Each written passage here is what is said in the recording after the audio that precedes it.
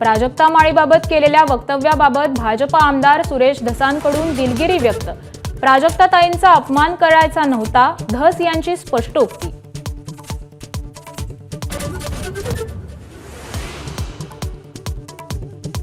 सरकार आणि फडणवीसांवर विश्वास ठेवा, संतोष देशमुख हत्येवर आरोप करणाऱ्या सुरेश धसांसह महायुतीच्या नेत्यांना बावनकुळेंचं आवाहन। तपासात अडथळा निर्माण न करण्याच्याही सूचना।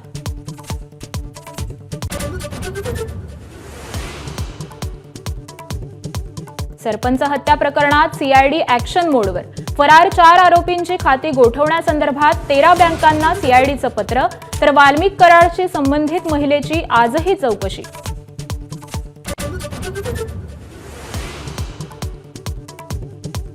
मुंबईत नववर्षाचं स्वागत चोख पोलीस बंदोबस्तात। पोलीस आयुक्त, उपआयुक्तांसह पोलीस अधिकारी आणि 12,000 अंमलदार तैनात। गृहराज्यमंत्री योगेश कदमांची माहिती। जालन्यामध्ये क्रिकेट खेळताना 32 वर्षीय खेळाडूचा हृदयविकारानं मृत्यू। षटकार ठोकताच खेळाडू मैदानावर कोसळला।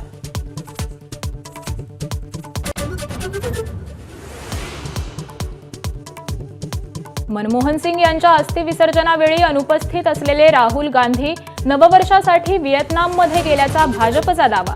प्रायव्हसी मिळावी म्हणून उपस्थित नसल्याचं काँग्रेसचं स्पष्टीकरण।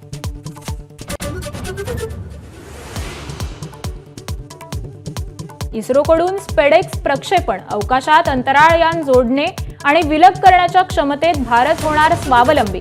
अंतराळात स्वतःचं स्थानक बनवणं दृष्टीपथात।